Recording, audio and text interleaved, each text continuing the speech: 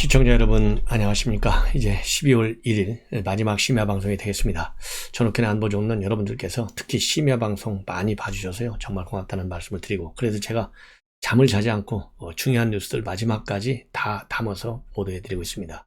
시청자 여러분들, 이러한 심야 방송을 통해서 정권 교체 반드시 이루어지겠다고 하는 다짐을 다시 한번 해보고요, 제가 내년 3월 9일 서초갑 재보궐선거에 출마합니다. 시청자 여러분들께서요, 서초갑 지역 고속버스 터미널 인근이 전부 서초갑입니다. 지인들께 많이 홍보해 주시면 대단히 고맙겠습니다. 제가 불철주야 정권교체, 그리고 저의 서초갑에서의 공천 확보를 위해서 열심히 뛰고 있습니다. 시청자 여러분들이 저의 이러한 진정성과 그리고 저의 정체 잘 파악하셔서 많은 성원 해주실 것을 당부드립니다. 먼저 이번 마지막 심야 방송은요, 오늘 청주 서문시장에서 심야 반상회를 가졌어요. 상인연합회 심야 반상회에 윤석열 총장이 참여해서 지역 상인들의 고충과 제안을 들었습니다. 그래서 오늘 청주 서문시장에서는요, 자유민주주의를 지켜달라라는 현수막을 들고 찾아온 초등학생 남매를 또 만났어요. 그래서 그야말로 아주 인간다운 그런 정분을 충분히 나눴습니다. 그래서 할아버지가 나라를 잘 지켜줄 테니까 공부를 열심히 하라, 이런 또 얘기도 하고요. 말하자면 비공개로 전환되기 이전에 윤석열 후보한테 한 상인이 얘기를 했어요.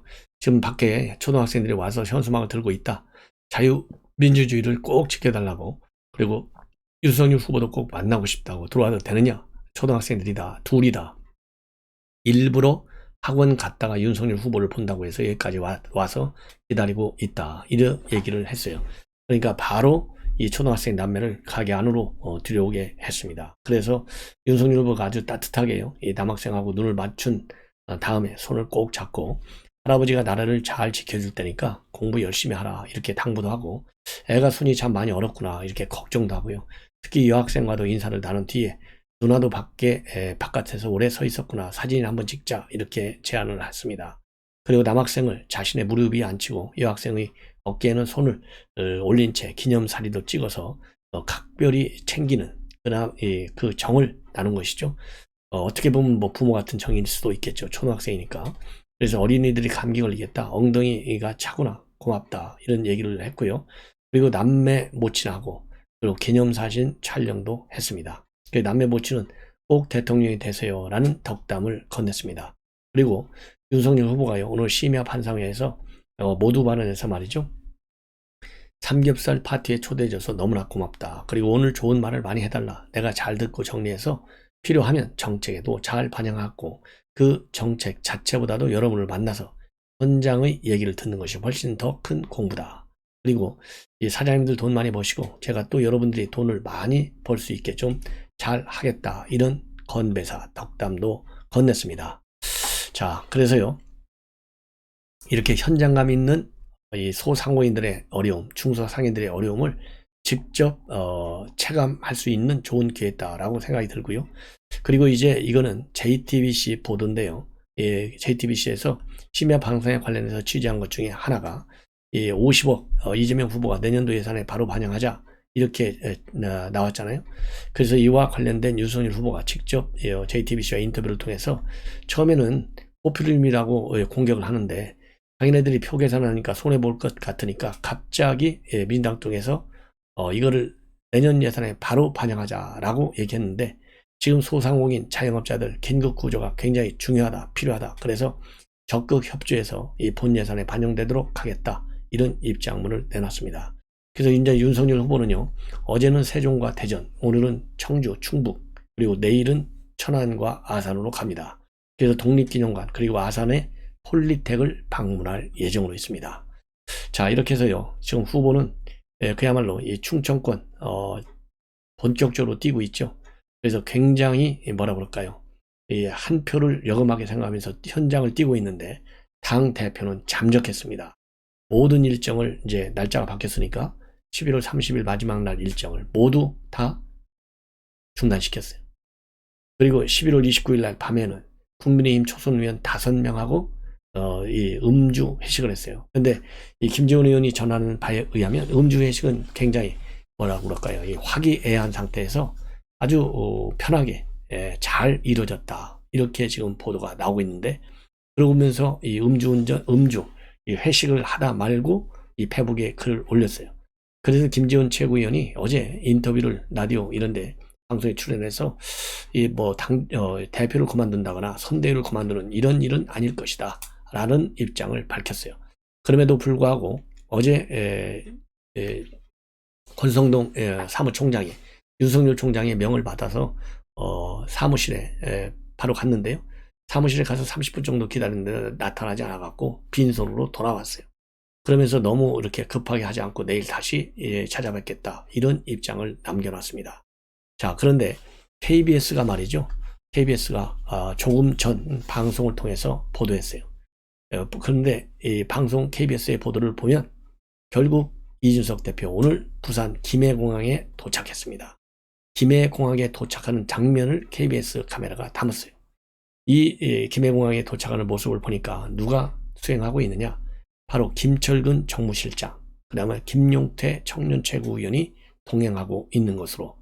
그리고 여러분들 잘 아시다시피 이 세 사람 모두요 부산과는 전혀 연고가 없어요. 그러면 왜 부산을 갔느냐? 이것이 궁금한데요. 자, 지금 언론 보도를 보면 2016년도 20대 총선 때 김무성 대표가 진박 공천에 반발해서 옥새 파동을 일으켰잖아요. 옥새 파동 어디로 갔습니까? 부산 영도다리로 갔어요. 그 당시에. 자, 그래서 윤석열 후보 측의 패싱 행태를 갖다가 당시 친박계의 전행과 연결시키는 의도가 아니겠느냐. 이런 해석이 나옵니다.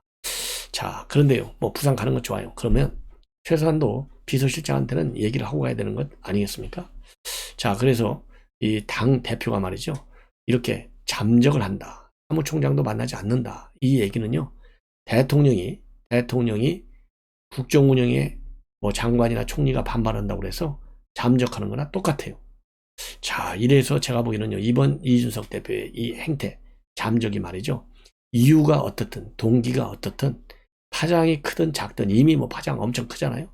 간에 상당한 앞으로 정치 행로에 마이너스적인 요인이 될 가능성이 충분하다. 저는 그런 생각이 듭니다. 이러다 보니까 오늘 하루 종일 국민의힘 굉장히 어수선한 모습을 보였고요. 당 중진들 또 이 경선 후보들 전부 페북에 간단하게 하지만은 상당히 우려와 비판이 섞인 입장문을 내놨어요. 그리고 초선 의원들 약 30여 명이 오늘 3시에 의총을 열었습니다. 의총을 열어서 이 선대위 구성, 그 다음에 잠적 이런 문제에 관해서 논의를 했어요. 그리고 이 초선 의원들 의총에 윤석열 후보 비서실장인 서일줄 의원이 참석해서 이준석 의원의 패싱은 실무진선에서 오해가 있었다. 이렇게 설명을 했습니다. 지금 언론 보도를 보면요. 의도적으로 패싱한 것이 아니고 갑자기 일정이 바뀌니까 윤석열 후보한테도 바뀐 일정을 알려주지 못한 상황이라고 합니다. 그래서 이거는 철저하게 이준석 대표의 오해에 불과하다. 이것이 당 내부에서 나오는 일관된 얘기예요. 왜냐하면 우리도 이래 보면 알잖아요. 일정이 자꾸 바뀌다 보면 이 일정이 바뀌는 과정에서 언론에 먼저 보도가 되는 거예요. 그러니까 이준석 대표가 모르는 거죠. 마찬가지로 윤석열 후보도 모르는 거예요. 최종적으로 일정이 다 확정이 된 다음에 윤석열 총장한테도 보고가 된 것이죠. 근데 언론에 먼저 이게 빠져버리니까 보도가 나가다 보니까 이준석 대표가 이거 나 패싱했어? 이거 불쾌하네? 아니 이거 이럴 수가 있나? 이렇게 한마디로 삐진 거예요. 이거는 심한 오해고 이 원인에 비해서 이준석 대표가 생각하는 원인은 아무것도 아닌데 알고 보면 이거를 갖다가 의도적으로 패싱, 아니 상식적으로 지금 이제 상식의 시대잖아요. 상식적으로 보십시오. 이준석 대표를 의도적으로 이 일정에서 빼가지고 무슨 덕을 보겠냐고요. 무슨 목적이 있겠느냐. 그래서 이거는 정말 잘못된 것이다. 오해를 빨리 풀어야 되겠다. 제가 보기에는요. 이준석 대표가 빨리 풀면 풀수록 저는 도움이 된다. 지금요. 국민의힘 당원 실명 게시판이 지금 불이 났어요. 오늘 하루만 1000건이 넘는 글이 올라왔는데 대부분이 이준석 대표 비판글로 꽉 차 있다고 합니다.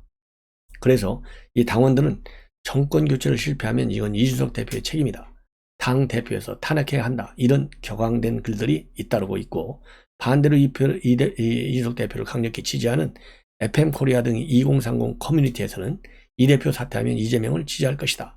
윤 후보가 뒤통수 쳤다. 또 윤 후보 측의 태도를 비판하는 글이 쇄도하고 있어요. 자, 이게 누구 좋은 일 시키는 것이죠? 이재명과 문재인, 송영길을 즐겁게 해주는 일이에요.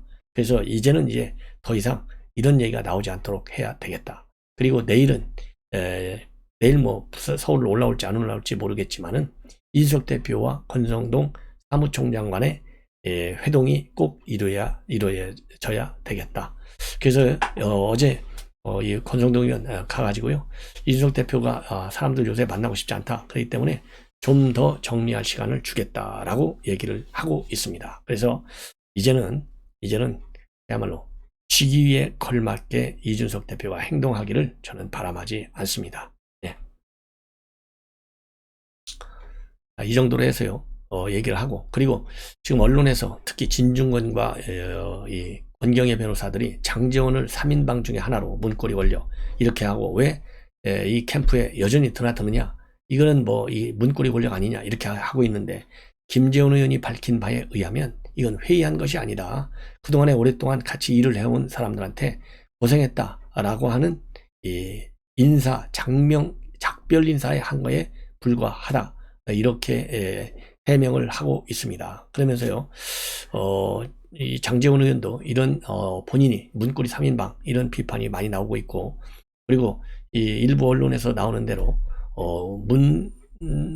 윤석열 캠프에서 익명으로 언론에 김종인, 이준석을 비판하는 글을 올린 그 소스다, 이렇게 발표가 되고 있는데요. 이준석 캠프 쪽에서는 이준석 대표 쪽에서는 그렇게 보고 있다라는 보도들이 나오고 있는데 전면 부인하고 있어요.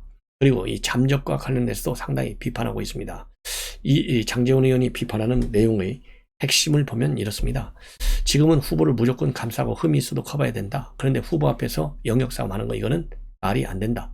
그리고 윤석열이 제대로 국민들에게 보이고 진정성과 정의로움을 극대화해서 국민한테 잘 보여야 되는 것이, 보이도록 하는 것이 선대의 목적 아니냐. 전부 다 그거를 알릴 생각을 해야지, 그런 생각, 즉 윤석열 후보를 챙겨주고 홍보하고 이런 전선에서 뛸 생각을 안 하고 엉뚱하게 싸움질을 하고 있다, 이거를 비판하고 있어요. 그리고 본인도 이준석 대표 연락 두려와 관련해서는 전혀 그 과정을 알 수가 없다. 지금 일어나는 일들을 누가 더 옳으냐 생각을 한 번 더 해봐야 된다. 그래서 나중에 모든 일들이 나중심으로 선거운동 하겠다, 나한테 더 큰 권한을 달라, 이렇게 해서 권한 영역 싸움이 되고 있는 거, 이거는 크게 잘못된 것이다. 그래서 이준석 대표가 얘기하는 패싱, 정권 논란, 직접 이준석 대표를 비판하고 있습니다. 그러면서 자유 중심이 되려는 사람들이 지금 김종인을 말하고 있는 것 아니냐. 나는 언론의 질문과 관련해서요, 나는 그걸 지칭한 적도 없고 선대위를 둘러싼 모든 사관을 포괄적으로 지칭한 것이고, 그래서는 안 된다는 게 내 주장의 핵심이고, 그리고 이 김병준 위원장 인선에도 본인이 전혀 개입한 바도 없다. 소설 쓰는 이런 쓰는데 정책 때문에 30분 정도 차 마신 적은 있어도 어떤 역할도 하지 않았다. 그리고 김종인을 모시는데 내가 반대를 했다? 나는 캠프의 후보의 장점, 뜨겁게 만들 수 있는 걸로 간다면 누가 되든지 가야 한다. 내가 장애버리면 내가 빠진다. 이런 생각을 하는 사람인데 내가 어떻게 김종인 모시는 것을 반대하느냐? 말도 안 된다.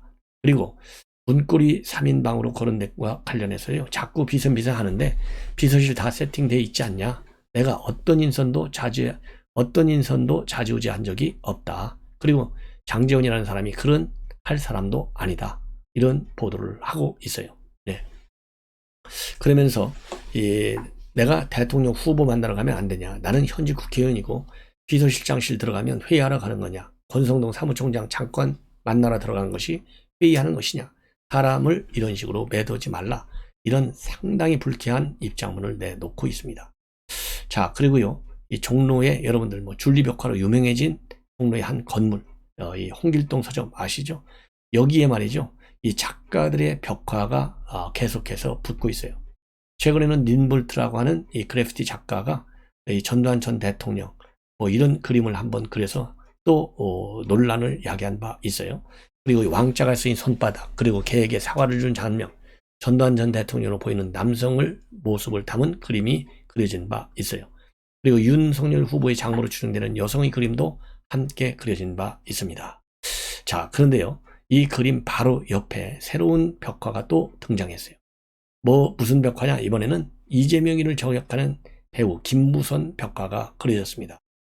자, 이 그림을 관리하는 사람이 누구냐면 문화예술 매니지먼트의 굿플레이어 김민호 대표인데요. 이러한 벽화 계속 그리는 것과 관련해서 이 린부트 작가가 이제 전두환 전 대통령 이 새 사과 이런 그림을 그렸잖아요. 그 이후에 다른 작가들이 지원을 그 그림을 그려갖고 논란이 되니까 다른 작가들이 지원하는 것을 꺼리다가 이번에 탱크시라고 하는 작가가 지원을 해서 아트 배틀을 하게 됐다. 정치적인 목적은 없는 것이다. 이렇게 해명을 하고 있습니다. 자, 그런데 이 탱크시 작가는요, 이 전두환 대통령 개사과 이 벽화 바로 옆에다가 배우 김부선 그리고 운순미 성남시장으로 추정되는 인물 그리고 대장동 의혹을 풍자한 그림을 그렸어요. 그래서 이거는 이재명 후보하고 김부선 씨의 스캔들 이거를 이 비판하는 것이잖아요. 그리고 이재명 후보 후임인 윤수미 시장은 최근에 뇌물 직권남용 혐의로 기소 조치가 됐어요. 이런 것들을 풍자하는 것이다. 그래서 이 종로 건물 이제 앞으로 또 어떤 벽화가 그려질지 궁금하기도 한데요. 이 두 그림 사이에 플러스 표시가 더해져 있고요. 그 다음에 그 끝에는 또 등식으로 되어 있어요. 등식, 등호, 부호가 표시되어 있습니다. 그래서 이 등호하고 더하기 이거는 뭐냐면은 이 해당 논란들을 합치면 무엇이겠느냐라는 의미를 담은 것으로 그렇게 해석되는 부분입니다. 자, 그래서요, 이제는 이 벽화 장소가 이 정치 풍자만이 아니고 정치적인 색깔은 없다고 하고는 있지만은 어디까지나 그림 자체가 이 정치 논란이 되는 인물들을 딱 박아놓기 때문에 논란은 그리고 논쟁은 계속될 수밖에 없다. 이런 생각이 듭니다. 자, 그래서요, 이준석 대표의 이런 잠적으로 인해서 이제 윤석열 선대위에서 과연 어떤 문제가 있느냐, 그런 문제도 언론에 많이 보도되고 있고, 윤석열 후보의 정치력이 본격적으로 시험대에 올라간 것이 아니냐, 이런 이제 보도들이 많이 나오고 있습니다. 그래서 이 중앙일보 보도를 보면요, 안에서부터 이 곪은 것이 이제 터져 나온 거 아니냐. 그래서 삼중 악대에 지금 윤석열 후보 시험대에 올라와 있다. 그래서 삼중 악대가 뭐냐? 첫째로는 홍준표. 지금 홍준표 후보를 캠프 선대위에 지금 못 모시고 있잖아요. 이게 하나고. 두 번째로는 지금 김종인 위원장이 또 총괄 선대위원장에 들어오지 않고 있잖아요. 그리고 선대위의 상임 선대위원장으로 들어와 있던 이준석은 또 잠적을 하고 있어요. 이 삼중 악재를 어떻게 해결할 것이냐라는 것이 하나의 또 언론의 집중적인 취재 대상이 되고 있는 상황입니다. 자, 이런 상황에서요, 홍준표 의원이 계속해서 홍문청답 또 청문홍답 코너에서 윤석열 선대위 체제 그리고 윤석열의 어떤 리더십 활동 이런 거를 굉장히 비판하고 있어요. 그래서 마치 홍준표, 이준석 그리고 김종인이 한 편으로 해서 윤석열 선대위를 흔드는 그런 모양새가 지금 되고 있습니다. 자, 그래서 전반적으로 이 홍준표 의원이 얘기하고 있는 것들을 쭉 말씀을 드리면, 지금 국민의힘 모습이 너무나 한심하다. 이런 글에 대해서는요, 윤석열 후보가 측근 파리떼들에게 포위되어 있다. 이렇게 얘기를 하고 있고, 또 도대체 이 상황을 어떻게 답해야 되느냐? 홍준표 대표님이라면 어떻게 하라고 조언하시는지요? 이런 질문과 관련해서는요, 윤석열 후보가 측근 파리떼들에게 포위되어 있고, 이것은 이해창 때 칠상시가 대선을 망쳤는데 이런 답을 하고 있습니다. 자, 그래서 준표형이 좀 당내 기강을 잡아야 하지 않느냐 이런 요구와 관련해서는요, 홍준표 의원은 이준석 대표가 패싱 당할 바엔 성인 상임 선대위원장을 사퇴하고 당 대표로서 당만 지키는 방법도 있다. 선대위는 자기들끼리만 하라고 하라. 이런 또 의견을 내놓고 있습니다.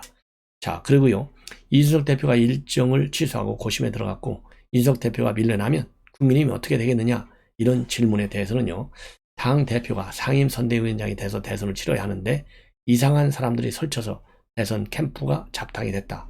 대선을 치르기가 어렵고 벌써 자리 싸움 하니까 참 한심하다. 이렇게 또 답변을 하고 있습니다. 그리고 윤석열이 와서 당을 망치고 있는데 정치 5개월 한 사람이 당 대표를 내치려 한다라는 질문과 관련해서는요, 당 대표를 겉돌게 하면 대선을 망친다. 지난 당대표 선거에서 떨어진 중진들이 몰려다니면서 당대표를 저렇게 몰아세우니 당이 산으로 간다. 밀려난 중진들이 대선보다 자기 살 길 찾기에 정신이 없다. 이러면서요, 일괄 그리고 일방적 비판에 치중하고 있습니다. 자, 그래서 홍준표 의원도 당 대표를 지내고 뭐 대통령 빼놓고는 안 할 것 다 해본 사람이잖아요. 안 해본 것 없이 그런 큰 틀에서 그야말로 이번 대선은 놓쳤지만은 뭐 지금 바이든도 80 다 돼서 그리고 김종인 지금 81세인데도 왕성하게 활동하잖아요. 자기를 위해서라도 그리고 정권 교체라고 하는 절대절명의 목표 이것을 위해서라도 이제 윤석열 후보에 대한 비판은 자제하는 것이 정상적이고 그게 상식에 맞는 행동이다. 이렇게 저는 말씀을 드립니다. 시청자 여러분, 이것으로 오늘 심야 방송을 모두 마치겠습니다. 대단히 감사합니다.